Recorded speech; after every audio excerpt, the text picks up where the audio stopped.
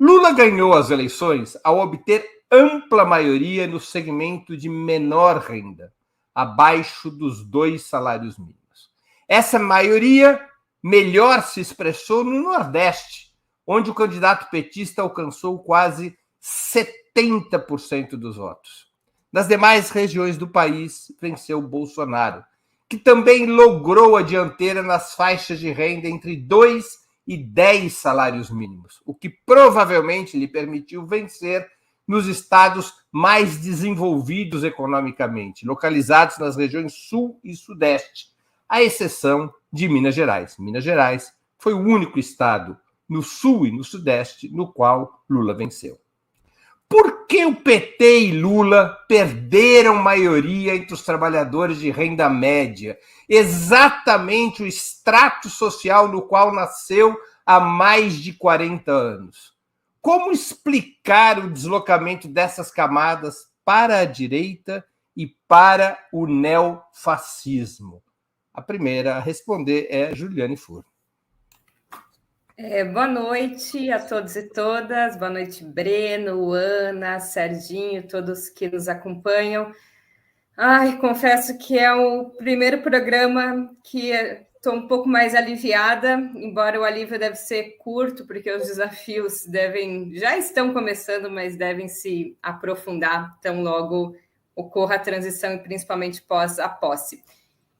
Veja, a gente já tinha debatido um pouco esse tema e já tinha aventado um pouco a partir do levantamento das pesquisas que deveria se consolidar esse cenário nas urnas no domingo passado, né? Uma consolidação de um voto expressivo do PT entre os mais pobres e uma predominância do voto bolsonarista entre isso que a gente classifica como setores médios. Acho que precisa ser muito estudado esse fenômeno, inclusive da geografia do voto. Não me lembro das outras eleições de ser tão consolidado um corte geográfico, não só em termos de Brasil, mas em termos de Estado. Veja, nos estados não é que há uma pulverização entre cidades nas próprias unidades da federação, mas há cortes lineares praticamente entre regiões que se coadunam exatamente com regiões mais pobres e mais ricas, que, por sua vez, retratam regiões que votam no Lula e que votam no Bolsonaro. Veja, norte de Minas vota predominantemente no PT, sul do Rio Grande do Sul predominantemente no PT, enquanto norte do Rio Grande do Sul, sul de Minas, que são regiões mais ricas, votaram mais no Bolsonaro. Acho que tem muitos elementos para ser estudado, mas eu diria aqui uma coisa que eu já disse no programa passado, a Ana e o Serginho também falaram. Acho que tem um aspecto econômico e tem um aspecto ideológico.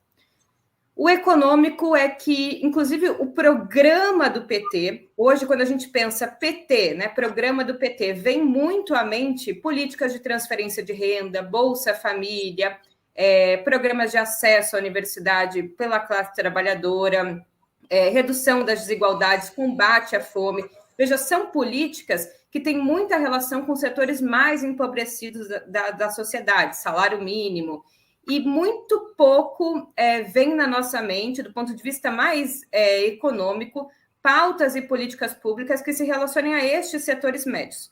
Por outro lado, se relacionando também com o aspecto econômico, mas mais do ponto de vista ideológico, tem uma disputa que é típica do neoliberalismo, que é a disputa pelos valores meritocráticos e uma tendência a esses setores médios identificarem que eles não ganharam nada durante esse período, e pelo contrário, né, os muito pobres ganharam muito, os muito ricos também, né, então há uma associação de que os bancos foram muito favorecidos, muitos ricos, muito pobres, né, que receberam Bolsa Família, cotas e outros tipos de auxílio, enquanto a classe média, erroneamente considerado esse setor que ganha de 2 a 5 salários mínimos, teria sido muito prejudicado por uma carga tributária expressiva e pela não obtenção de empregos mais qualificados. Então, acho que tem um discurso aí de que esse trabalhador conseguiu tudo por mérito próprio, não acessou nenhuma política pública, o Estado é muito oneroso, é muito pesado,